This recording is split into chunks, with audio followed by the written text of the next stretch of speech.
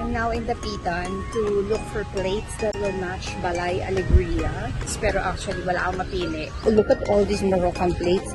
The Moroccan plates in the past, when I used to buy here in the Pitan, used to have very good quality. Now, everything looks so cheap.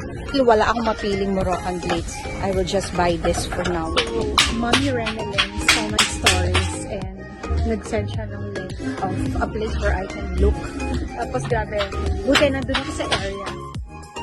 This is exactly what I was looking for. Hindi na ako ng mga kahoy kanina, but it's okay. Kasi the kahoy is a certain vibe din na nakakatuwa. But this one is perfect for the resort. Thank you, Mami Renel. Ang daming tinta. And it's all stones. It's a haven. Oh my god, this is also so cute. The Moroccan plates here looks better in terms of quality. So that is what I want. It's good. So, thank you sa mga nag-send sa akin na pumunta sa mura dito. Pero warn ko lang kayo ha, sa mga nagbabalak pumunta, hindi siya mura. Yung mura, yun nandun lang sa entrance nila ng mga set which ranges around parang 1.5 to 2.5. Pero the rest inside range from small plates is like 300, big plates is 500, ganon. So, for you to be able to complete a set of 8, you would spend around 10,000. So, hindi siya mura ha, warning lang. Kasi parang deceiving yung name niya na mura dito.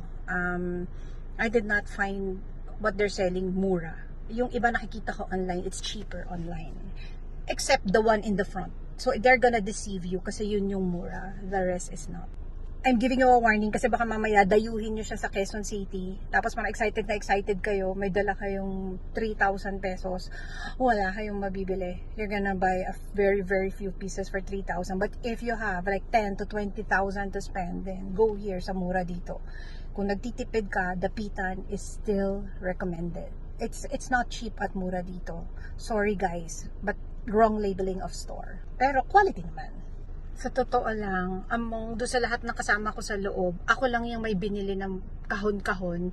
Kasi nga, kailangan ko sa resort. Plus, yung pinili ko naman, yun nga, yung nasa entrance nila na medyo mura. Pero lahat ng ibang kasabay ko na bumibili, ang dami namin. Pag tinignan mo yung binabayaran nila sa counter, they would just buy 4 pieces, 6 pieces, that's it. Nobody buys it in bulk. Kasi, di nga siya mura.